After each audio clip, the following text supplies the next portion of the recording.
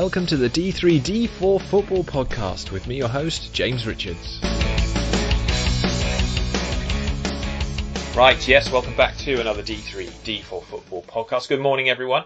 Hope you're well.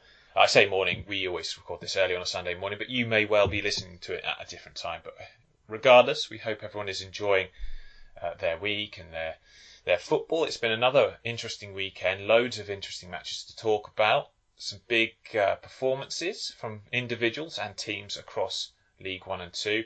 I'm joined this morning by Ed Walker. How are you doing, Ed? I'm okay. We're in a period of self-isolation within the household at the moment, but we're covering on as well as we can at the moment. Indeed. I hope everyone is okay. Yeah, we're good. But Chris Stringer, back with us after a brief hiatus. How you doing, mate? Yeah, not bad. Had a nice weekend in the lakes last week, and back to it, and doing my best to ignore the Oldham results. Yeah, nothing changes. You go away for it, you come back. You're still bottom. Pointless. Well, last weekend we went to watch. My brother had to referee on his own stag do, which was quite funny. So we went to watch him, but I was following the Oldham scores coming through, and I was celebrating when we got that last minute goal, and then my face just dropped 5 minutes later. Can't enjoy anything. You cannot celebrate a goal or make a big deal out of it till the final whistle. Cannot enjoy anything. It's a dangerous game. Dangerous game. It is. It's risky business. It's risky business doing that at any point. Dave Jenkins has overslept, I assume. He's meant to join this morning. He might jump in. We're so professional. He might jump in. He's done an Ed, I said. Yeah, he's still celebrating the fact that Gillingham managed to get a winner from it was a phantom penalty, if you ask me. Wonderfully well worked. Huge win. Yeah, massive win for Gillingham. But if David does get out of bed, he may join us later in the podcast. We'll have to wait and see on that one. But we start this podcast on a bit more of a serious note because I was delighted to be joined by James Grimes from Gambling with Lives, the founder of The Big Step, to have a little chat about what The Big Step is all about. Really good interview. And actually, I hope it highlights to all our listeners why we felt it important to partner up with them for the coming season. But let's have a listen to that now, and I hope you find it as enlightening as I did. The D3D4 Football Podcast, dedicated to all things League 1 and 2. Right, I'm delighted to be joined by James Grimes from The Big Step. James, welcome to the podcast. Delighted to have you on board. Can you please explain to our listeners, firstly, what The Big Step is all about, why it was created and why it's so important? Pleasure to be here, James, and I want to take this opportunity to thank you guys for partnering with us this season for your podcast. It means a great deal to us because there aren't many podcasts that don't have some form of relationship to a gambling company, and for those of us harmed by gambling, including myself, it genuinely means a lot that people will, step out of the status quo a bit and say, no, we're not going to accept this. In fact, we're going to go one step further and support a campaign like ours. So we are very grateful. And we're very grateful because, we are a group of people harmed by gambling. The Big Step was founded by myself back in late 2018. Initially, quite selfishly, it came through my own experiences of a 12-year gambling addiction, and I found the first few weeks of recovery very difficult because I was trying to watch football, something that I've done all my life, and every time I watched it, I was being told to bet and bet more and bet now and bet in play, and as I said, selfishly, I felt that was pretty unfair for anyone to go through that when your whole body's screaming out to you not to gamble. And I soon realized that actually looking back through my addiction, the relationship between gambling and football was a harmful constant for me. It was my way in at 16, 17. It encouraged me to gamble when I shouldn't. It normalized the products to me. And so I wanted to do something about it. So I had the idea of walking to football clubs that had gambling-based shirt sponsorships. And we first did our first walk in 2019. Walking to 8 clubs in the north, and it was just going to be that fundraising walk. But on that walk, we realised actually the public and football fans and football clubs, there was an appetite amongst those people to actually talk about this issue, and it wasn't being talked about as much as it should have been. And 3 years later, it's now fortunately, and I'm so lucky that it's my full-time job. I'm now a full-time campaigner, and we seek to end gambling advertising sponsorship in football. We've got a petition, and we employ a couple of people with lived experience of gambling harm alongside myself. And it's what gets me out of bed in the morning, because I know that there's millions of young Jameses and other people harmed by gambling out there that just want to watch football innocently, but are being sold addictive gambling products, and we're calling for that to stop. Yeah, quite right. And, I don't claim to understand addiction. It's not something I've experienced personally. But I also know that from hearing other stories other than your own, that there are a lot of people out there struggling with this. And when I listen to football podcasts or read articles online or anything to do with football, it, like you say, does tend to be saturated with gambling adverts, odds, and it's being constantly pushed. And it's almost to the point where people are suggesting that you can't enjoy football without betting on it. And I've never been drawn to it. I've never been interested in betting. And football is a wonderful sport. It's something that most people who have grown up with it would agree with. But, gambling is an adult thing, and it's up to adults to gamble if they want to. That's fine. But I do not believe that we have to have it rammed down our throats when watching a sport. But, when I was 11 years old, I would be very influential. Everything that the footballers did, everything that my club did, I would take that on board, and I'd want to support it. I'd want to be involved in it. And now gambling is now basically so prevalent in football. That's a huge worry, and it's something that I think D3D4 is delighted to sort of jump on your campaign and fight against. Thank you. Yeah, and football is unique because people trust the messages that football give them. And at 16, I trusted that my favourite club had a gambling company on the front of their shirt, and I thought, how can this company be dangerous if my favourite club are promoting it? And I learned the hard way. And I think gambling companies have done a fantastic job at monetising ordinary football fans for profit. That the rise of the online gambling industry has come at the same time the rise of sponsorship and advertising in football has increased. And none of us at The Big Step or Gambling with Lives are anti-gambling. As you say yourself, we don't want to stop anyone from having a bet. Adults should be able to bet if they wish, but taking advertising away won't stop that. 20, 30 years ago, if people wanted to place a bet, they knew where to go and do it, and they did it. Advertising of smoking has been banned in this country since 2005, I believe. People still smoke. So this is not going to stop everyday people that want to have a bet from having a bet, but this will protect millions of young football fans from just being relentlessly bombarded by unnecessary, boring, relentless gambling advertising. Yeah, absolutely. I don't know if you've got any facts and figures to hand, but I would imagine that people with gambling problems is actually more prevalent than many of us realise. Definitely. The scary thing is about gambling addiction, I speak from personal experiences, and it's a cliche, I know, but it is the invisible addiction. And I don't think the figures that there currently are, which I'll touch on in a minute, are actually reflective of the true situation. Just because I know if someone randomly from the Gambling Commission rang me during my addiction and said, "Hi James, are you a gambling addict?" I would have said no, because that is how addiction works, especially gambling addiction. But what they do estimate is that there's somewhere between 400,000 and 1.4 million people that have got a gambling addiction in this country. So even if you take the lower estimate at 400,000, that is not a small scale problem. That is a lot of people in this country that are living with something that has a high suicide risk. Gambling addicts are 15 times more likely to take their own life than the general population. And we know, sadly, through our work with Gambling with Lives, which is who I work for, there are up to 650 gambling related suicides every year in this country, at least 2 a day. And that should be enough for football to think, should we be promoting this product? How many more people must die before football rethinks its relationship with gambling? No, indeed. And I appreciate you taking the time to have a chat with us about it today. I hope the listeners on D3D4 appreciate why we felt it's important to partner up with The Big Step this season.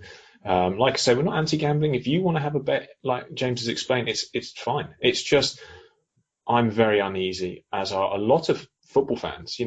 Just generally, I've spoken to a lot of them. They're just uneasy with this relationship football has with gambling right now, completely trying to normalise it. And I think it's something that we all should stop and think about and try and, it's not necessary.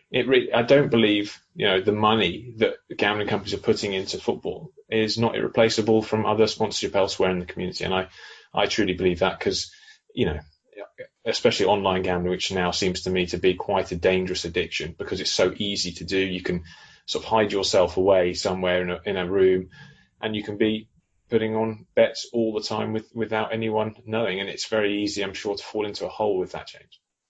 Definitely. And football will be fine without gambling money. A recent report suggested that it would be the equivalent of 2.5% in lost revenues if it was removed and replaced tomorrow, because of course it will be replaced. Football clubs are not going to be sponsorless. They're watched by millions of people. Other industries will step in. And I think football owes it to its young fans to do something about this and get on with it. It's taken too long. The longer we go on with government reviews, etc., the more people are being scooped up by this industry, and we know the devastating consequences that can happen far too often. Indeed, very sad state of affairs, and something we're proud to jump on board with you to try and stop. James from Gambling with Limes, thank you very much for joining me today. Thank you, James. The D3D4 Football Podcast, dedicated to all things League 1 and 2. That was James Grimes from The Big Step. A big thank you to him for giving me his time yesterday. And like we say, guys, gambling, adverts in football kind of taking over. We saw, I think it was yesterday, the National League announced they've got official betting partners, another competition going down that route. But as you've probably just heard from James there, it's a serious problem for a lot of people, this. So, yes, not good at all. And why, like I said before, we feel it's so important to partner up with the Big Step and make a stand against this. As I say, nothing against betting, as you can clearly see from James's interview. People will always be able to bet. It's just about having a football, which to me is a sacred sport, because it's so influential on the lives of people.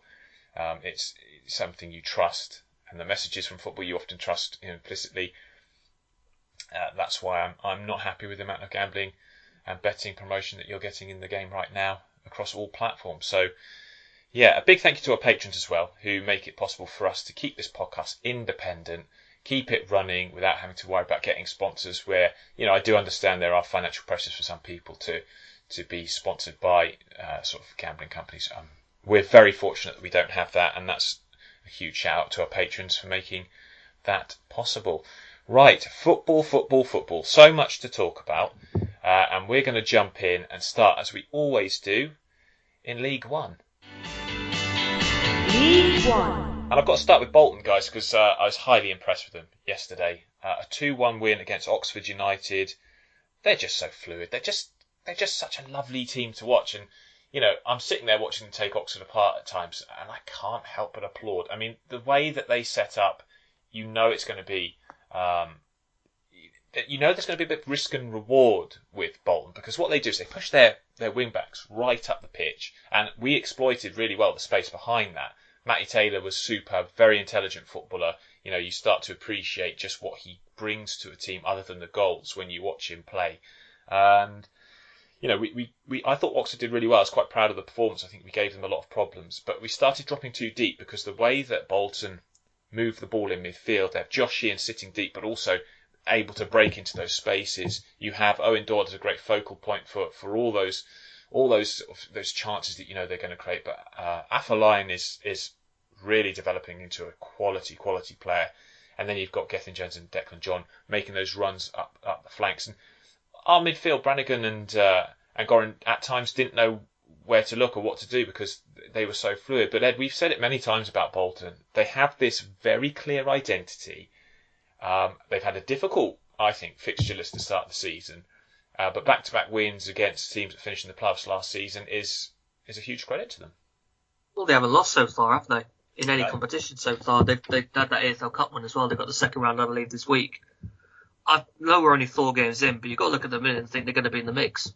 I don't see any reason why they can't. Yeah, they conceded a lot of goals, as you say, but they look capable of outscoring you.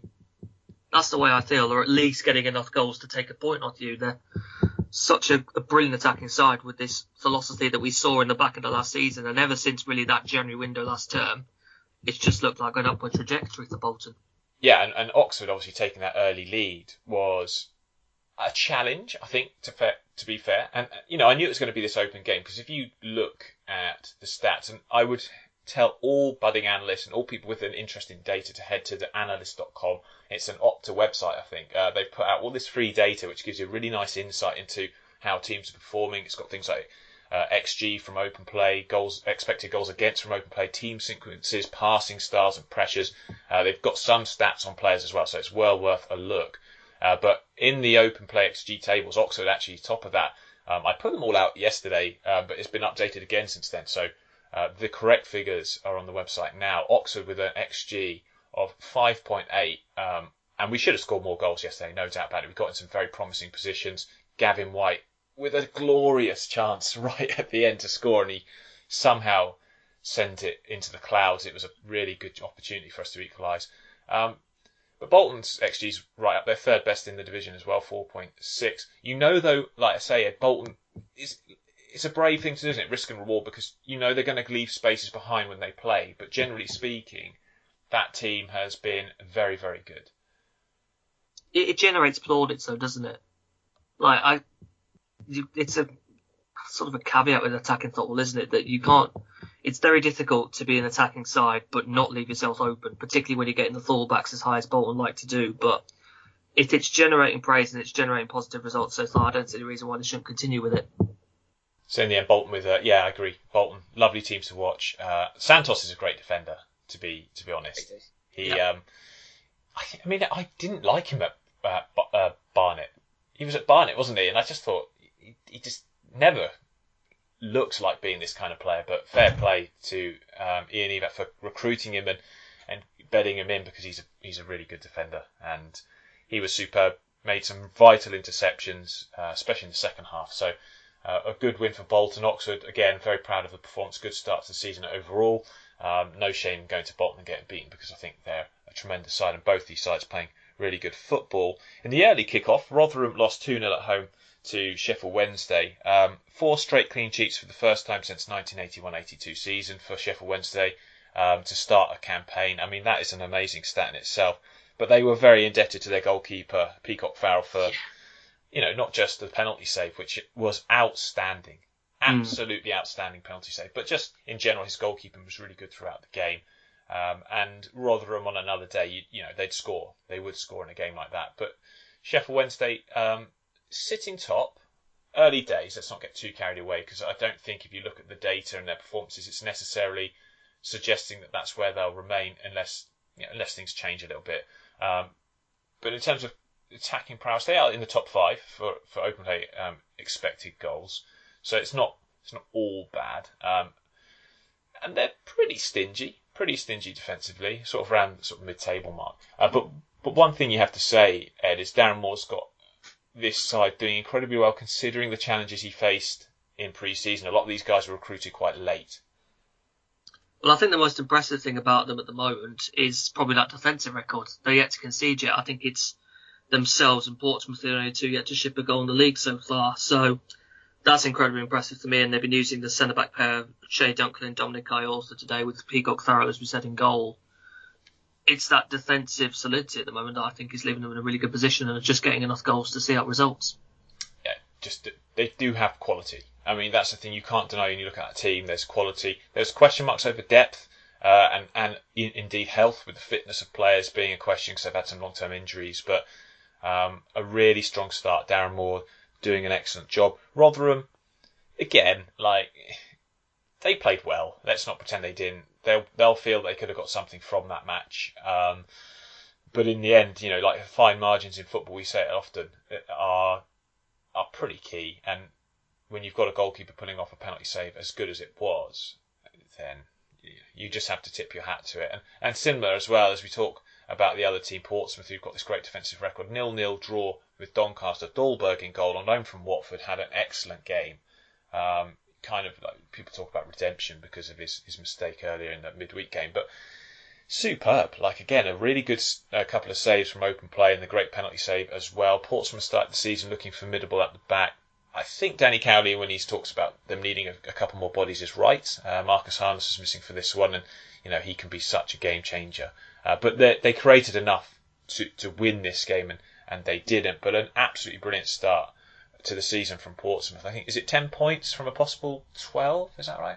10 from a possible 12, yes. I mean, it's excellent stuff. I mean, I don't take too much notice of the league table at this stage of the season at all. I think, you don't really want to start taking much of a notice until you get to maybe 10 games, maybe 8, something like that.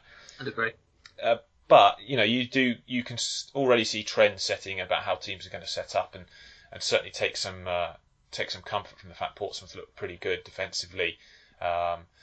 It feels a bit different as well, because I seem to recall maybe the last couple of seasons in the Jacket, it's been quite a shoddy start where they've had to recover.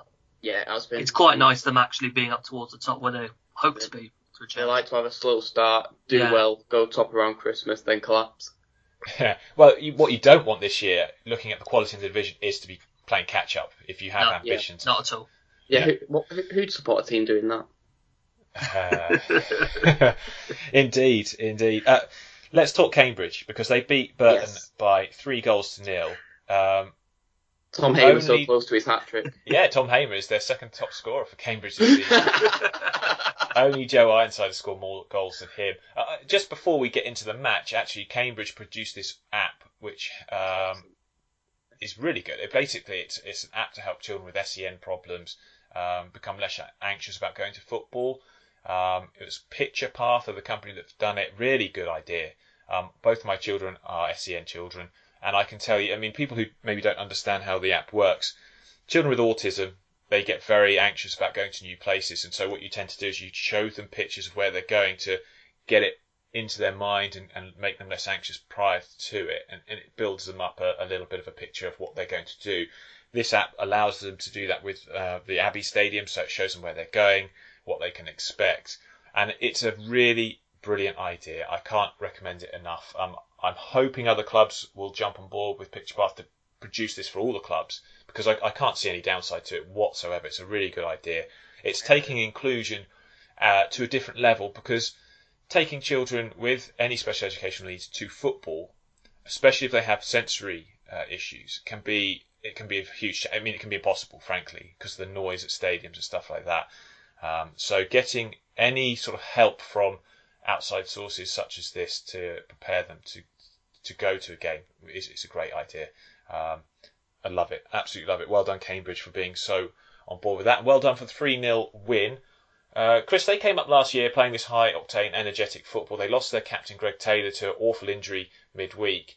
All the goals were fortunate, let's be honest, but you create your own luck in football, and they'll be delighted to beat a team like Burton, who've started so well, so comprehensively. Yeah, absolutely. I mean, Burton, one of the form sides, 3 wins in their first 3 matches before this game. As you say, a couple of freak mistakes, not mistakes, just bad luck from Tom Hamer, really, have proved to be the difference. But, they're playing strong football. They're sitting 12th in the league. They've got their first win, but they've got a couple of draws out of them already. I think they'll be happy with their goalkeeping performance in Meetov.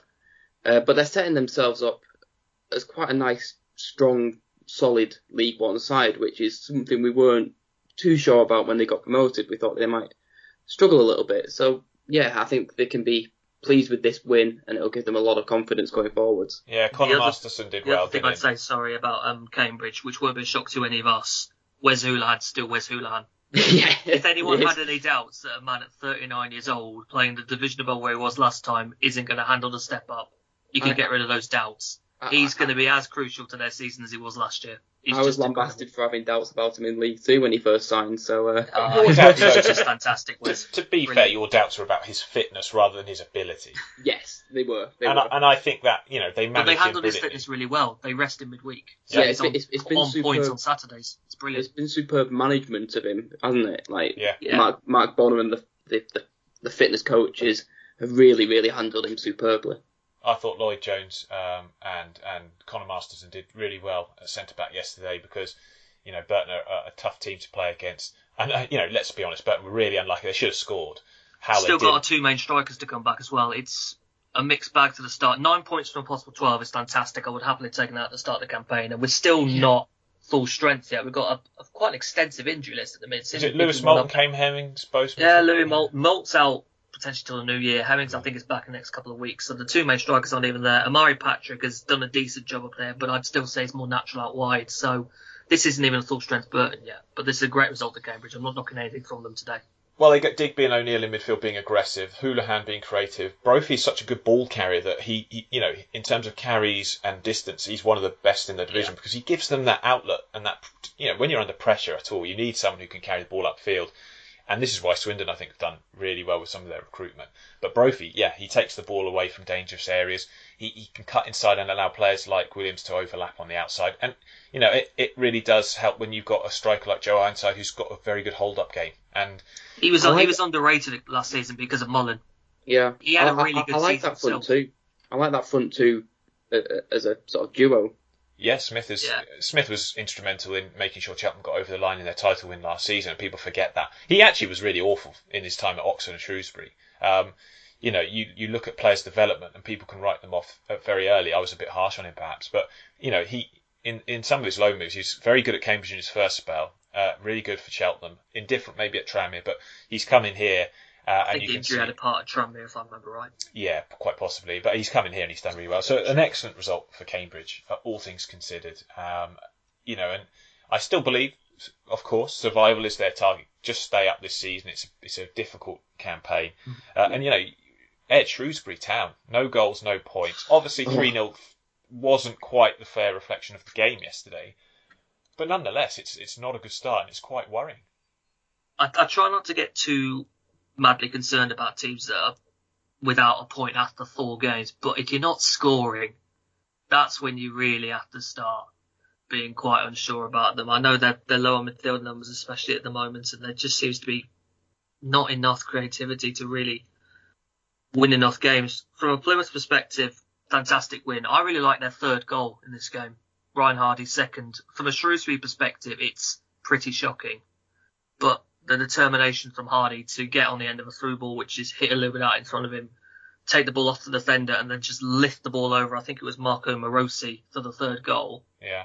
Really, really good from him, and he really could be a very good striker at this level. I just don't know. I mean, you know, Steve Cotterill talks about they had 28 crosses in the game, and not one of them really landed on. You know, not their strikers just didn't get on the end of them. Their players didn't get on the end of them. I know cross numbers can be hit and miss with whether or not that's an important stat. But actually, if you're getting the ball into the box enough times, you would expect to at least create some chances. They didn't do enough of that. Looking at this here, they've had 17 attempts, 1 on target. Exactly. Yeah, speaks for itself, doesn't it? Really. But likewise, I mean, you'd argue, does that mean that if they just carry on playing the way they are, things will change for them? Hard to say, isn't it? It is hard to say, yeah. You know, I mean, we look at data quite a lot, and they are not looking great in terms of XG. 1.7 expected goals from open play. Obviously, not scored a goal. It's not the worst in the division. No, there's several worse than them, aren't there? I mean, Cambridge are worse than them. Doncaster, Morecambe, and Crewe. Crewe sit bottom with an expected goals of 1 and a goal scored 1. That's surprising for Crewe, isn't it? Really. Well, considering what they were last year. It's a different squad, though, isn't it? It is. Well, I watched them play. I mean, Plymouth, first and foremost, a very important win for them, and an important clean sheet because we talk about their defensive performances at the start of the season were a little bit iffy, but a great win on the road. Great to see their supporters out in full. I think like 900 made that trip, and every trip for Argyle fans is a long one. So Plymouth have superb away support. I mean, they have superb support in general, but every time they've been to Latics, they've come in numbers that are akin to Rochdale next door and make a lot of noise. Absolutely great support from them. But let's just touch on Crewe because they lost 1-0 in midweek. They lost 1-0 this weekend against Accrington. I thought midweek against Oxford they looked quite good. They showed a lot of spirit. They created some opportunities, and they probably would have felt that a point from that game would have been not undeserved. And I agree actually. However, we talked about them last week losing all these players. They're not creating enough chances. Although you look at the one they created against Accrington near the end of the game, and they probably should have scored it. But the worries we had, I think, in pre-season about him were not unfounded. And with Tommy Lowry still, I believe he's still out due to, contract dispute or something? God, bloody hell. There's another team that does that. Yes, well, it's frustrating, actually, because he's been there for a long time, and you'd think that as a player who owes this club, so far, the career he's had, in some respects, he'd sign a contract. Because Crewe are not going to hold you back. They never do. They let their players leave once they get what they feel is a fair fee for them. So I don't really understand why the player would be. They've always been really supportive of players moving on.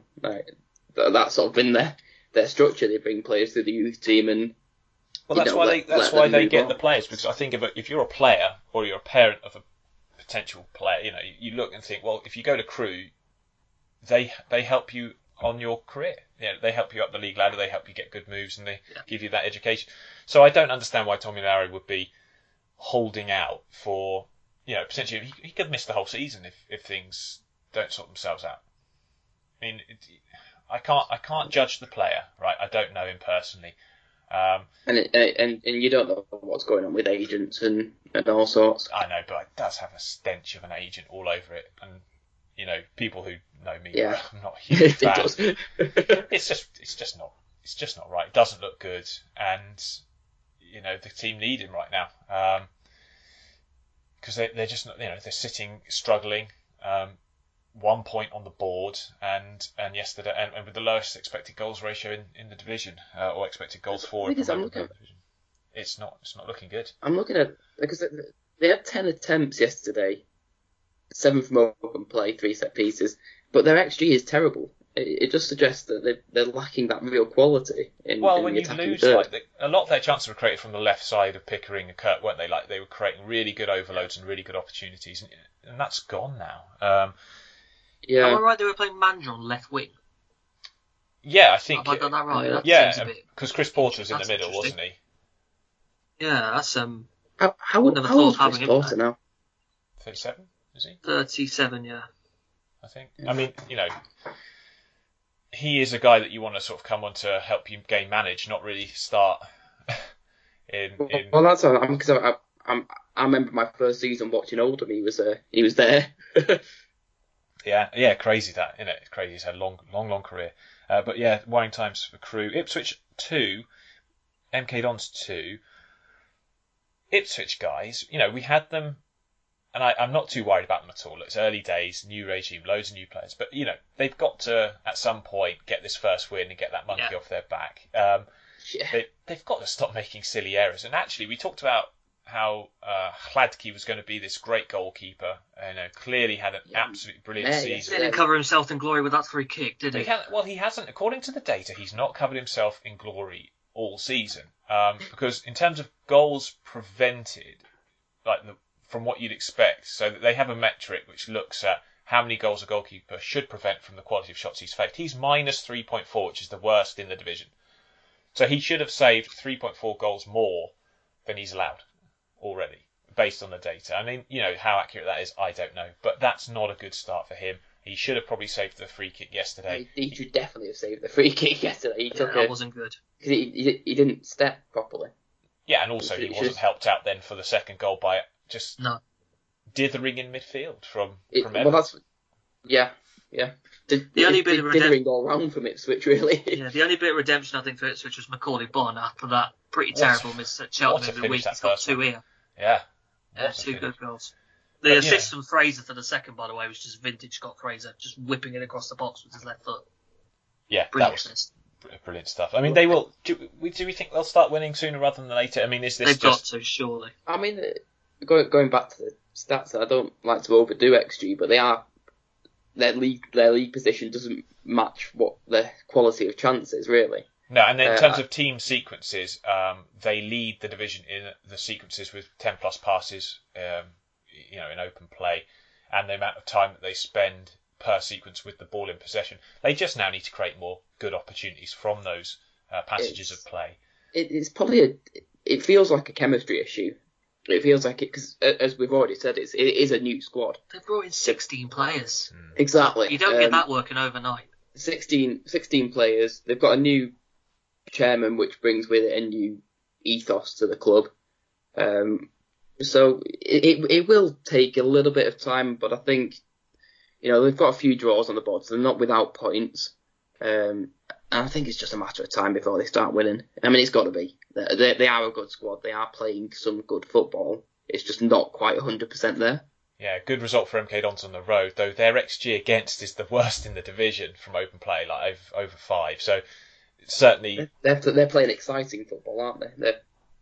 They do. They play a brand. Attack, but, yeah. I think that would be it's a very small sample size, but early days. But is that not a bit to do with the expansion they play though? Like if they can keep the ball at the back, it's going to be a high quality chance. It is, and obviously it's about that process being refined so that you don't give up possession in dangerous areas, and teams will press them high up, knowing that this is how to play against them. They did a lot of errors like that last season, and you've got to hope that they stop doing it this year. But obviously yet to be proved in that respect. But there we go. Charlton, another team struggling. 2-0 defeat at home to Wigan. Their goalkeeper, I mean, it could have been more, frankly, if it wasn't for Craig McGillivray. Really good goalkeeping. Some really good saves. Yeah. I said before we recorded this, every team seems to have had either a really good goalkeeping performance or an absolute shocker. There was no in-betweens. I actually agree with you on that, yeah. Well, yeah, I do actually, and obviously this. If you're going to lose Ben Amos, getting Craig McGillivray in as a goalkeeping replacement is about as good as you're going to get. I mean, what a stopper he is! Really good saves yesterday. Charlton, though, they do feel just like a team short of depth still. Maybe not got the players they need to fulfil Adkins' idea. What do you think they're lacking? Because I look at the squad and it looks all right, a bit thin, but not too bad, and yes, it's just not clicking.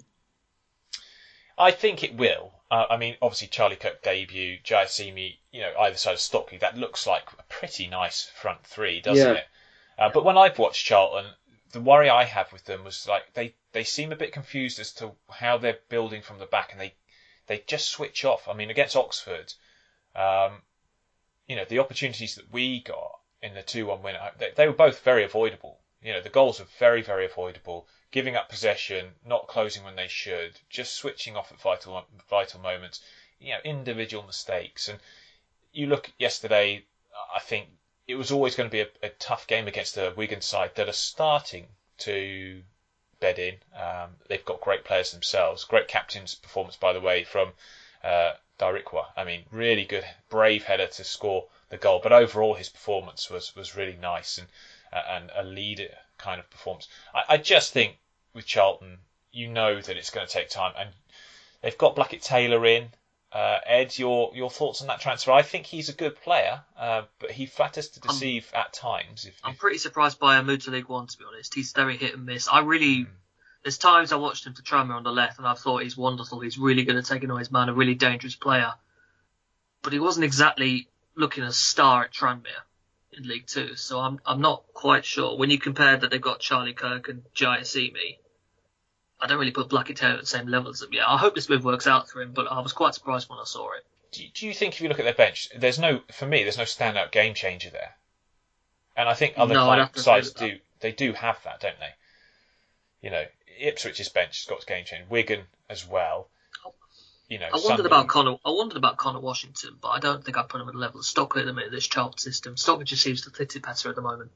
Yeah, and I wonder I do wonder if sometimes having Stockley there, it's an easy option to just hit it to him early, whereas, that can be a trap that they fell into a bit in the Oxford game, where they were being pressed, they sometimes just went a bit too early, and I thought, they've got the players that they can build around and build up, but yeah, not a great start. Great result for Wigan.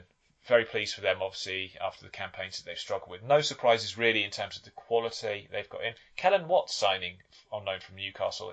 He's a young player that's had a couple of loan moves, Stevenage and Plymouth, I believe. Max Power playing back at right back where he was for Sunderland. Why?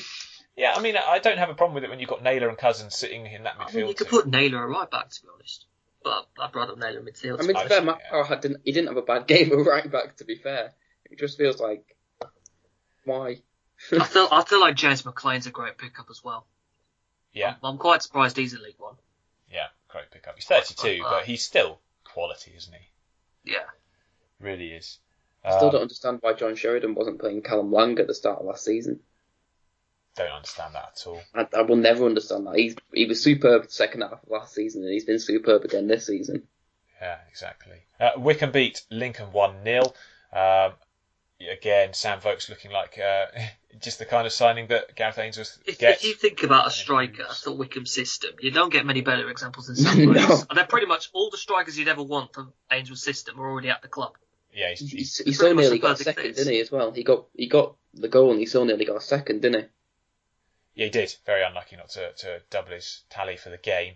But a good win, and Wycombe still right up there. Again, XG against suggests that they've ridden their luck at times. That'd be interesting to see how that pans out across a bigger sample size, but we'll see.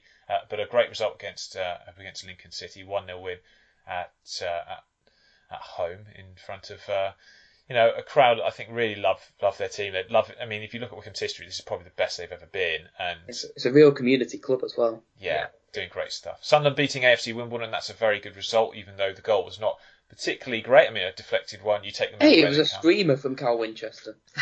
Screamer indeed. Lyndon Gooch, I think, is a player that deserves some credit. His ability to carry the ball for them is creating good opportunities this season. Another clean sheet for Sunderland, bouncing back from a disappointing midweek defeat at Barton. So, they're going okay, ticking along nicely. Gillingham beating Morecambe was huge.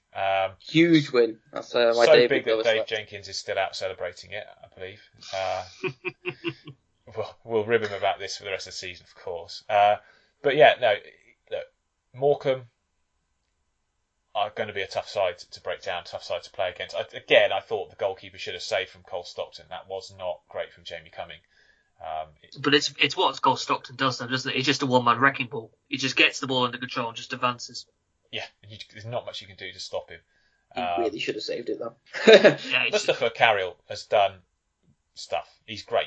I've really enjoyed his performances, even against Plymouth when at times they're under the cosh. His ability to carry the ball out. Now, he's like 31 years old, isn't he? He's not a youngster, but No spring chicken. no, but he's still vital and obviously getting his goal in this one, and then the penalty to get it wasn't a penalty, if you ask me. Don't know what you guys made of it. It was soft, to say the least. Phantom soft. I did not see what actual contact was made really for the spot kick, but you take it and you move on, because that's a big 3 points for Gillingham. Steve Evans talking about it'd be easy to walk away, but he wants to stay because the champ's working so hard. I mean, that's a worrying statement within itself. Why To even would you say that? come out and say He's a strange guy. Steve Evans, strange guy. but a big win for Gills. Very important at home, getting those 3 points after what has been quite a difficult summer in many respects, and we knew it was always going to be difficult to replace some of the players they'd lost. They've got loads of midfielders. Yeah. Yeah, they're a side that if they sign someone, it has to. Can you play midfield? You're in. We don't need any more midfielders. Doesn't matter. You have to be able to play midfield. You see the advert go up on LinkedIn, previous requirements, midfielder. Have to have played midfield, yeah. Midfield experience. Evidence will be required, yeah. Finally, Fleetwood 3, Cheltenham 2. Fleetwood getting off the mark. Another side who we'd been worried about, but attacking-wise, this was really good. And Shaden Morris is a player that, I mean, I have to admit, before this season I didn't know a huge amount about him. He's really impressed me. Not worried about Cheltenham. I know they'll be disappointed to lose this game after scoring so late to what looked like salvage a point. But they're looking like a side that are going to be able to make this step up. Grayson, though, needed that Ed, didn't he? He really did. Yeah, huge for him, certainly. I mean, the winner wasn't exactly high quality, was it? It kind of just fell to Morris, but I think we remember saying, was it the opening day against Portsmouth? He caught the eye instantly, pretty much. So that's a great moment for him to get that goal. And a big win for Fleetwood for sure. Am I right in thinking that was the close range, smash and grab and run off and celebrate? That's the one. That is the one. Kind of just dropped to him on the edge of the box and he just slotted it in the corner. Thank you, I'll have that. Yeah, Will Ball's reaction told you all you need to know about what he thought of the goal and the defending for it. But shame for Cheltenham, because I think, you'd argue they were worthy of a point at least from the game. But yeah, big win for a Fleetwood side that hadn't before this game won a match. So yeah, great stuff for for them. In fact, that was their first points, wasn't it, of the season? First points. Yeah. Yeah, it was. Very much needed. Right, let's jump down and talk League Two. League Two. Only one place we want to start. Well, actually, I say only one place. There's two places that we could possibly start, but we're going to go with the game which I always thought would be high scoring because of the sort of the way these sides set up and play. Mansfield 2, Bradford 3. Final score at Field Mill. Some interesting comments after the game from Nigel Clough about Elliot Hewitt, and even indeed he did dig out Ferren Rawson as well. Not surprising when you know his father. That he has got this sort of anger. It was totally his dad, that one, wasn't it? Yeah, it was. It was. I mean, Charles Vernham is a good player. Hard to mark, difficult to deal with. I can see why he's so annoyed because they're playing a team that are right up there, who they're going to be battling with, maybe at the top of the season, at the table come the end of the season. But Ed, we said Bradford would do well under Derek Adams, and at this moment in time, very early days, they've started really, really well. Yeah, really impressive. Really, really impressed with them, and particularly Andy Cook, who, if I remember, I got a hat-trick against Stevenage in midweek. I had another one here. He's second top scorer in the league at the moment. He had a very productive loan spell from Mansfield in the back end of last season. He's in permanently now. It's just inevitable he gets the winner, isn't it? Of course he was good last week. It falls quite fortuitously to him, admittedly, but it's just inevitable that coming back to his old club, he goes and gets the winner, doesn't he? Great result for Bradford. Absolutely. What do you make of Nigel Clough's comments, though? I mean, I don't like managers digging out players. I know people say it's tongue-in-cheek, but you can see he was absolutely fuming. I actually thought it was a bit of a horrible comment. It was funny, don't get me wrong, but if I was, Hewitt, I'd be really put out by that. Yeah, it's like another manager we'll probably go on to a bit later on, but he does it. He goes out a player, but he does it in his quite kind of emotionless state, quite a stern face. I remember in one of his last games to Barton was when we played at Lincoln. He was just basically calling out all the left backs, saying, "I've got no one good enough to play left back nowadays. They're all just completely underperforming." He does do it. He does do it, but he does it in a manner that's quite like emotionless. He doesn't really show them. It just indicates that he's fed up, but he doesn't really show it. The implication was not just that Hewitt was poor, is that Hewitt was somehow affected by his friendship with Vernham, which isn't a particularly nice thing to imply. It's not, and I think I would think in the cold light of day, once he's calmed down, he'll regret that comment, because it makes it difficult to put Hewitt back in the side in a way, doesn't it? If you carry on playing him there in the next game, and it's putting pressure on the player, because now everyone's watching his performance to see. Is he up to it? Is he going to be able to do it? You'd really hope that he said it slightly more tactfully behind the scenes. He didn't. I bet. I bet you he ripped into him. Well, pretty certain he will have. But he was asked at the end of the interview, you're saying you're angry with the players. What did you tell him in the dressing room? He said, you don't want to know. Exactly. There you go. So there you go. Wasn't that bad a performance, though, overall? Well, it's not. Mansfield have started this. Look, come on. Mansfield, who are the perennial underachievers, to the point where they're now ridiculed for being that side that talk about having huge ambitions but never fulfil them. I mean, Salford are now trying to take that mantle off them.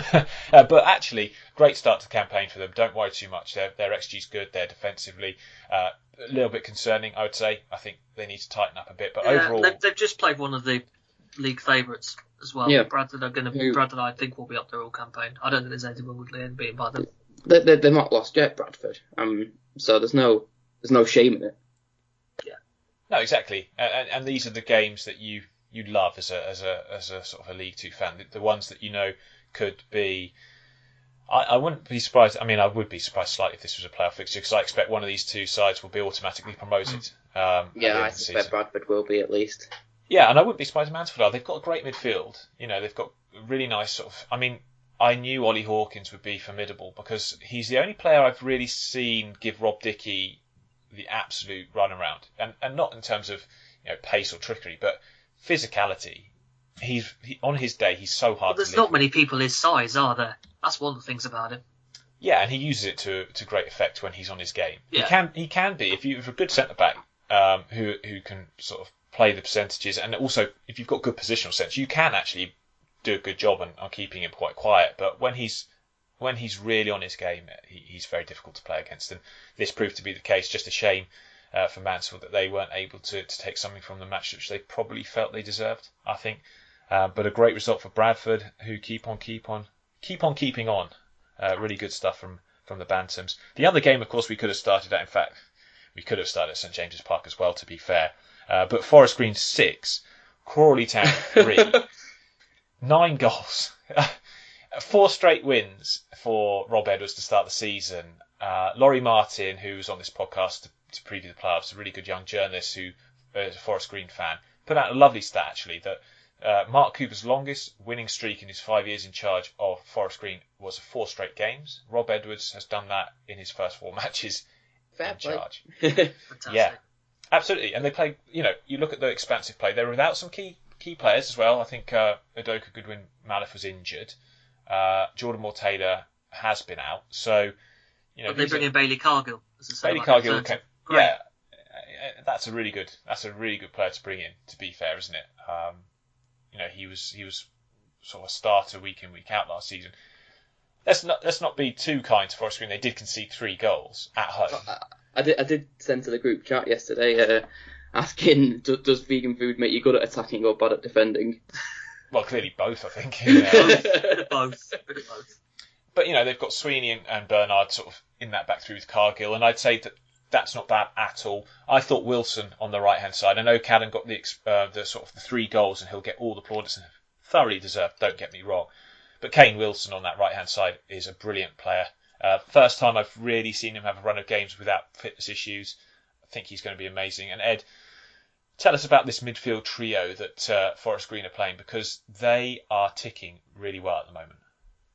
Yeah, I think we brought this up last week when I went to see them play at Walsall. The midfield trio just works so perfectly. Regan Hendry, a very nice, kind of call him a metronome midfielder, someone who just keeps the play ticking along really well. Stevenson, maybe alongside, is a bit more disciplined, helps win possession, but they're generally both very composed on the ball. And Neville Adams, in that kind of 3 role behind the 2 strikers, takes up these great positions away from the opposition to just take the ball and carry it upfield when he's got the wing backs or even Matty Stevens running off him. So Forest Green, for me, look among the division's best. I know some people have pointed out the start they've had, that they've probably been a bit more favourable fixtures compared to others, and that's true. But if you're a side going to the title or promotion, you should be winning those games, and they've done that. So I don't see how people can criticise that. And Matty Stevens, shout out to him, 4 goals in 5 games. Yeah, it's impressive. Both strikers have been amongst the goals as well. Very good for them to start with. Yeah, Matty Stevens, flattering. I mean, I wouldn't say flattering to deceive. I think that's fair. I think he lacked. He's one of these players who, once he gets confidence, you're going to get goals from him. And I think he just probably. He works really well playing off to Matt, who we know is the focal point, and Matt is someone who could just play off him or play off passes from Edward Adams as well. Exactly. And it's great to see him enjoying his football. It's great to see that partnership working so well for Forest Green. Crawley, they'll be disappointed, obviously. John Yems, I thought, in the interview that Quest played, was pretty level-headed, considering how he responded. Yeah, he wasn't to the media. He wasn't to the Crawley John Yems standards. Oh. Yeah, he'll be disappointed, of course. 6 goals conceded, really not great defending. They've got to sort this away record out. It's been bad for a long time. It's like they're capable of winning at home, but they can't win away. And obviously, it's really weird. Yeah, they're missing Tom Nichols, aren't they? They're missing Jordan Tunnicliffe, and I'd say, if you've got a spine of a team, those 2 are in it. But you can't be as open as they are, and especially against a team like Forest Green. Speaking of open defences, Bristol Rovers left the barn door swinging. They were 4-0 down inside half an hour at St James's Park. I mean, it might have been inside 25 minutes or something like that. It was atrocious. And Joey it makes me feel much worse about the midweek. I know. Talking about worst first half performances, I'd not seen a worse first half performance other than Oldham at the Mem. But Bristol Rovers tried to put that one to the back of everyone's mind by producing an even worse first half performance. And I know Port Vale's manager was scathing of his side's efforts in the first 45 at Stevenage yesterday, but he said he wanted to change the style of football at Bristol Rovers, and credit to him. To what? He said if we're going to win our promotion, we've got to be we've got to, understand that teams aren't going to respect us. He's still talking about promotion. Like, close your mouth, Joey. Just win some matches. How is he in a job? I think the jury's out on him already, to be fair. It does sound like some have given up with him after that. He came in with a task of keeping them up last season, and he didn't do that. They finished bottom as well, let's be honest. Can I mention as well, though, Bristol Rovers scored in the second half, I think it was, Sam Findlay. What a great goal. Yeah. It makes it 4-1. That's a goal you deserve to celebrate more than just running back to the halfway line. Yeah, fantastic you do. goal. Fantastic. Sam Findlay as well, actually. Come on, he's a player who could play in League One. I mean, he was so good during his time with Accrington that I was quite surprised to see him go to Bristol Rovers. But I assume, probably rightly, that he's getting a better financial package from playing for Bristol Rovers than he would have been at Accrington. And I think, obviously, with his COVID and stuff like that, they've had a tricky start to the season in that respect. But they've got to get better, Bristol Rovers, and they've got to do it quickly. Brandon Hammond's situation needs to be sorted. If he's going to join Lincoln, get it over the line and done, and get a replacement in, time is running out. It's just an unacceptable first half performance, and in front of 1,100 travelling fans. I don't think there were 1,100 at the half time. I've got to be honest. I've seen some videos. I think one of them went off to the pub.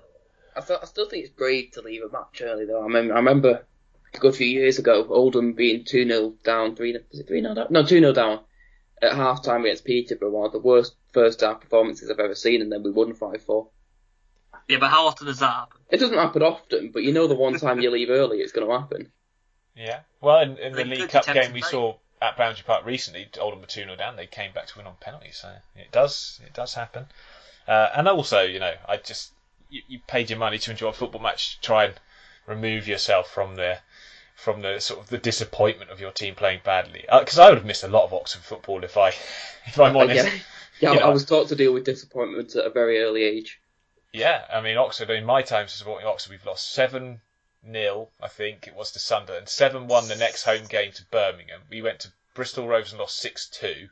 I've seen us lose quite a few games quite badly. I went on my birthday to see us play Bristol Rovers when they had a great forward line: Jason Roberts, Jamie Curitan, Nathan Ellington, and we lost 5-0 at home. I saw us ship 7 at Port Vale a few years back when they were promoted. That wasn't fun. I went to Plymouth 2 days before Christmas, and I think we were 3-0 down within 10 minutes. Yeah, it builds character, man. It does indeed. Great result for Exeter, though, who've had a really trying time with injuries. Nigel Attingana going off after coming onto the sub, so that adds to their woes. Harry Kite with an excellent midfield performance. I've been so impressed with him. Nombe obviously coming back after COVID, so he's another option that they can bring in. They've got Podricam on sort of starting to bed into that side, playing up front with Giovanni Brown, with Matt Jay finally finding his feet after a wonderful year last year. So really good stuff. Harrogate unbeaten, 100% record as well, with 2-1 win over Barrow.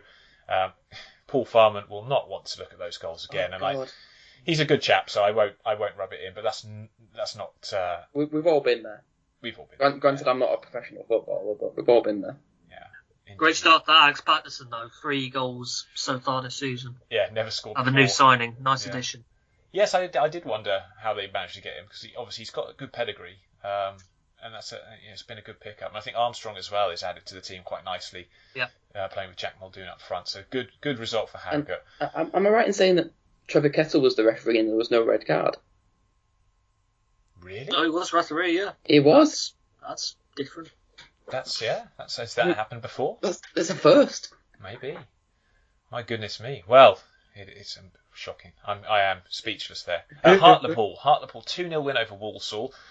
We'll pick apart Walsall in a second, but Hartlepool, really good start to the season. Love the fact that Jamie Sterry is playing such a strong performance. Tyler Burry, did you see Dave Challoner's comments about him? He said that basically he's really annoyed with the fact that he doesn't listen and doesn't do what he's told. So he brought him in at half time, despite the fact he scored this wonderful goal, and gave him a bit of an earful, and he's much happier with his second half performance. I love Dave Challoner. From what I've seen of him so far, he's such an honest manager, someone you can really listen to and feel that he's just telling it how it is. No bluff or blunder. Keeps himself, I think, pretty level given good times and bad. I mean, what a result that was yesterday for them. Yes, they let Wolves have more possession, But overall, that is a pretty impressive performance. They've had a few issues, I think, with finding a back three. It was Burn, Little, and Francis Angle yesterday. But the key players for me are Sterry and Ferguson, who run really well those wing back positions. Featherstone is obviously massively experienced midfielder, and I didn't realise he'd been at Hartlepool for so long. Yeah, he has. Because he was a solid League 1, League 2 player. He's just been brilliant for them, and he's this guy, he keeps hold of possession well, creates space for others, and with Will Goodwin, who's on loan from Stoke, and Tyler Burr on loan from Mill in attack, we were very worried about them, weren't we, pre-season, because obviously they were so thin on the ground with players. I am getting slightly They have concerned. added to that. They're doing well. They've added well. They've added well because obviously they've got Cullen who can come off the bench, Molyneux who's been playing in a sort of striker's role, which is slightly unusual for him. But he's done quite well. He's done quite well. Doesn't necessarily score. I think Chandler wants him to get more goals and assists and thinks he can do that. But he's a good player to bring on when you need some legs and to carry the ball away from danger. And I've been impressed with his performances. But they've got a very settled side, and the wing backs are key for me. But those two, Tyler Berry and Goodwin, starting quite well for two young guys up front. Very impressed. I am slightly concerned though, because my consolation as an Oldham fan was, all right, we're crap, but Scunthorpe, Swindon, and Hartlepool are worse than us, and I don't think that's true anymore. Oh dear, yeah, worrying times indeed for Oldham fans. Walsall though, Ed, right, the revolution, the new positive performances. It's not happened, has it? It's really not happened so far, and they were outfought. It was the basics that Matt Taylor was furious about yesterday. The will, the desire, all these things that you hear managers talk about. When you lose a game and you lose it close, you say, the design stuff was there, just I'll finish it. Matt Taylor was not happy with his team's effort yesterday. We always worried about the fact that they didn't have a sort of a natural number 9. Their midfield looked really poor without Labadie. Overrun, out-battled, and it's not been the start that we expected. No, it's been really poor. I don't know if there's any way to say it, really. 1 point from your first 4 games. And they've played two teams that... Yeah, it's really not good. Having played Scunthorpe and Hartlepool in the back-to-back games and taking 1 point from those, it's worrying, to be honest. Yeah. They're giving up more scoring chances in terms of the quality than they should. But they're just pretty... They still look pretty toothless. We worried where the goals were coming from. And that's turned out to be like the case, isn't it? They're just not looking necessarily like opening up teams and scoring goals, and that's a massive worry, and it builds pressure on a new manager. You talk about work in progress, but that was pretty awful performance from them, especially second half. I mean, just really poor. Things have got to change quickly, haven't they? They've got to find something from somewhere. When you're not playing well, even like Scunthorpe, who we worry about, have got points on the board. And put in that sort of the fight where they lack the quality they put in the fight. Walsall yesterday, very, very poor. Who did their draw come against? So they drew with Scunthorpe on midweek. Sutton. Right, okay, yeah. Oh, who Walsall? Yeah, Walsall drew with Scunthorpe. Yeah, Walsall drew with Scunthorpe, yeah. And Scunthorpe went there and, kind of got a very late goal in the game which they were the second best in, no doubt about that. And got a point yesterday against Sutton United as well.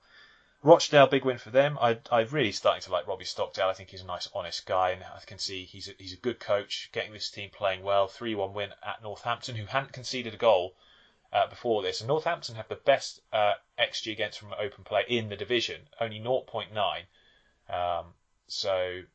And good news off the pitch for Rochdale. Very good news off the pitch for Rochdale. Yes. The hostile takeover is off. Because am I right in saying that it was because they didn't register their persons of importance, I don't know what the exact phrase is, with the EFL? Quite possibly. And also, I think they were going about it completely the wrong way, trying to surreptitiously get shares by contacting people with information that should have been confidential, is what I understand. The best way to take over anything is by force. You see that everywhere. It's always works well. Oh yeah, it goes down a treat, especially in a football club with fans embedded in a community like Rochdale. And a very good supporters trust that has done really good work with this. Yeah, absolutely. Yeah, so great stuff from Rochdale. Really great finish from, is it Odu? ran through to thump. Yeah, lovely finish at the end of that. Yes, yeah. Fluid counter-attack. Yeah, and they're not without problems. They've had COVID issues, injury issues. Jake Beasley Horrible was off out the field injured. issues. Yeah, and I've had all this going on in the background as well. Very, very impressive stuff. Corey O'Keefe, I think, has done really well since joining, playing sort of from that right-sided midfield role, right wing-back role. Andrews did well. Newby's a player I think will shine at this level. Morley and Dooley. Morley and Dooley, I think that's a really nice midfield pair. Yeah, when you lose Ollie Rathbone and you still got Yeah. Morley and Dooley doing what they do. It sounds like a comedy duo, though, doesn't it? Morley and Dooley. It does a bit. That's what you're saying. It reminds me of, is it Marley and Marley from the Muppets Christmas Carol? Yeah. Morley and Dooley, yeah. They'll get the Rochdale fans. They've got to start a chant like that. But no, very good win. 3-1 at a difficult place, Sixfields is, and that was a really good result. Newport went to Tranmere and beat them 1-0. Alex Fisher scoring the goal to kickstart his Newport career in terms of getting off the mark, and really good to see as well. They've been a side I've been impressed with. Tranmere, we're still worried about, just again, the number 9 role, replacing Vaughan. It's not really happened yet, Ed, has it? Well, that's easier said than done, to be honest, replacing someone like Vaughan. I'm not quite sure who they want to persist with the number 9. It's been rotation with it. They went with Elliot Nevitt yesterday, who's come into non-league. They've tried Dizaruwe up there. They've been playing Paul Glatz on loan to Liverpool in a bit more in a sort of advanced midfield role. McMahon's been using that kind of advanced midfield role. There's no clear number 9 for me yet. I don't know who they're going to be looking to goals at the moment. I mean, this Worthy's not really a long striker, though, is he? No. He's a hold-up. I think a lot of people look at his size and think he could be a hold-up player, but I'm not sure really that's his game. He's not. He's quite... Because I remember thinking that when he came to Oldham, but he's all right with the ball played to his feet. And you really want... He's not a goal scorer. His goal-scoring record's not particularly good. I don't think he's very good at all. But very good anyway, really. No, but he's quite good to have a nice little flick on to your poacher. Yeah, I think they need to find, because there was talk of Mark McNulty, but that's all gone a bit quiet, hasn't it? So need to find something. It's very late in the day to be finding a decent striker. They've all gone. Yeah, I mean, I can't deny that the rest of their squad looked pretty strong, but yeah, that's the concern. Stevenage and Port Vale played out a 1-1 draw. Darrell Clark fuming with his side's first half performance, but a point at Stevenage is nothing to sort of cry about. It's a good result for Port Vale. They'll be wanting, I'm sure they'll be disappointed that they haven't got more victories under their belt to start the campaign. But Stevenage, I think, have been impressive and continue to impress me with just the way that they overall defend. They had a difficult time against Bradford midweek. This is to come home and get a 1-1 draw against the Port Vale side, who have good players, pretty strong. That's not too bad. Salford continue to struggle. Lost 1-0 to Swindon. He's not lasting the season, is he? Well, no, he's not. He's pushing. He lost his head. What was that? How did he not get sent off? That was weird. I don't get how that's a yellow card. I don't get what Johnny Williams is doing. Can I mention, though, that Swindon kit, I thought it was Norwich at first. It's so much like Norwich, and I've got to say. Is it supposed to be an Australian, like a nod to the Australian league? It could be, to be fair. That's not a bad shout. But I mean, if they play like Norwich do in the EFL, Swindon are going to have a great season. Because they announced it after they've done brilliantly so far. They did it after the takeover came through, and I assumed it was a nod to the Australian. So could potentially be kit, national kit. Yeah, Socceroo Swindon. But yeah, I didn't get what the manager's doing there and how it's not a red card offence and just why you would do it. I don't know what he's doing, frankly, but there's a lot of, maybe he's feeling the pressure after, losing to Crawley midweek and then losing at home to Swindon. They've got to be doing better. They've got to be doing better. Gary Neville admitted at a fans forum that he's sacked too many managers, effectively. Well, they have sacked too many managers. Yeah. And as Bradford fans will tell you, Gary Bowyer isn't exactly one for attractive football. No, he's not. It's a bizarre choice of manager. It was weird at the time, wasn't it? It's still, and it was weird to extend his contract because effectively he was brought in on loan from Derby, wasn't he? It was, you're here to the end of the season and then you can go back to your role. He did have a good win record in the back end of that season. It just came too late for them to make the playoffs. It did, but he came in with the sole task of making the playoffs and failed. That was his sole task. It was. That was his time. They're playing a 4-2-3-1. McElhaney sort of playing in the 10, and Morrison and Tariq Wright, who's on loan, of course, at Walsall last season, playing sort of on the right-hand side of that. So Weird. I don't know. We'll see how they do, but they'll be disappointed. Swindon, great to see them win there. Jackie Payne, always like Jack Payne. He's a good player, and Swindon are looking all right. they're looking very good. Their XG, they're creating good chances. They're not giving up many bad ones. They've got a strong spine now, which they didn't have when we did our pre-season pod. They've recruited really well since the ownership's changed, which, in our defence, when we did our pre-season podcast, it only just happened. They built themselves into a very solid League Two outfit. Yeah. Which is great to see, considering where they were about a month ago. That's fantastic. Yeah, absolutely. Done a great job. Unfortunately for me. Leyton Orient stood up well to the test at Carlisle, 1-1 draw. Leyton Orient with the best defensive record in terms of XG against in the division. Really good stuff from them. Absolutely, delighted to see Harry Smith score a goal. I think he's come in with had a sort of disruptive start to the season. They will miss Paul Smith for a month with a hamstring injury. Leyton Orient. Carlisle. Is it Smith or Smythe? Smith, if you have a Y instead of an I.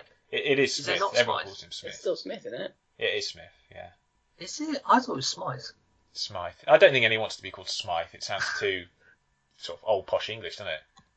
I mean, My name's Mr. Smythe. that's what I wondered. I get a bit. The toy store's not called Smythe's Toy Store. Is it spelled with a Y? Yeah.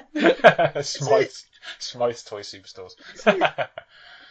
No. If we we might get sponsored by Smythe's Toy Superstores, whoever they are. We are accepting sponsorship. I regret saying this. Created this out. No, yeah, he's out for a month before we go completely off task here.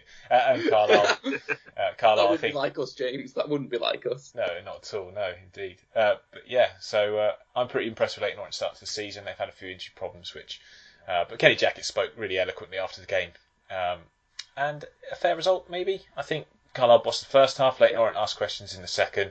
The two sides that I think could be in the mix at the end of the season. Indeed. And I think, Scunthorpe 1-1 draw with Sutton, not surprising. Sutton probably should have won it at the end. I don't know what Craig Eastman was doing with that finish. Just terrible finish. Really, really bad. But, I mean, he's a great player for them. He's been there a long time, and that's another point on the board for Sutton. And Oldham lost 2-1 at home to Colchester. Yeah, water's wet. Yeah. Nice little pitch invasion again. Yeah, that's going to be... Where would you be without Dylan Bahambula? Honestly, I don't even want to think about it. Well, I'm trying to figure out, because after the match, Keith Cole said we're down to the threadbares. I'm trying to figure that out, because we're missing 4 players. 2 of them goalkeepers. Well, Ceesay went off with a hamstring injury, so that's another player to add to the list, isn't it? Yeah. But I'm still struggling how... I mean, that was basically... We started that match with effectively our strongest squad, with the exception of the goalkeeper, who we have royally screwed up. Yeah. And it's a good goalkeeper. You really do. We've had to re-enter negotiations with Luke Weiler, which is the most Oldham thing I've ever seen. Yeah. And you can't blame the fans then for making a stand at the end of the match. Yeah, it's not going to go well this season, is it? It really isn't. Well, I am starting to get genuinely worried when you look at the other sides that we expect to be poor in this league actually looking like they'll have at least solid seasons. I like some of the additions though. I think Faisal Batash could be a really good one. He looks really good. Yeah. I like him. Yeah. But the lad we signed from Ostersund's, what was his name? He's out for 3 weeks, is it? I've seen a rumour. Jamie Hopcutt. I've seen a rumour that it's closer to 8 weeks. Oh God. Can you ever be sure when Oldham give out statements? Well, Oldham have not released a statement on this, surprisingly. Okay. But you've actually got more statements released this season than you've got points. So we've had 6 club statements this season. So I saw someone tweet out, was it? EFL 6 points 0, club statement 6. Yeah, we have this every season. We had more club statements than wins last season. Oh, God. In fairness, though, in defence of the club, we had a real problem with our record of winning away but not at home last season, and we brought them into parity this season. Yeah, very good. I think that's a much better way of doing things. It's progress. Right, we'll leave it on that happy note. Just depression when you talk Oldham on here. I don't like it. Yeah. I need to get like a violin concerto in the background. We do. Whenever Chris Something in talks the background. Yeah. Thank you for listening to this. Thank you for listening to our opinions, our rambles, our rants, and our tangents, as we always bring them to you. A light-hearted look at League 1 and 2. We'll be back next week, hopefully with Dave joining us. I'll find out what happened to him. And we'll make sure we rib him about it for the rest of the season. But until then, everyone, take care and goodbye.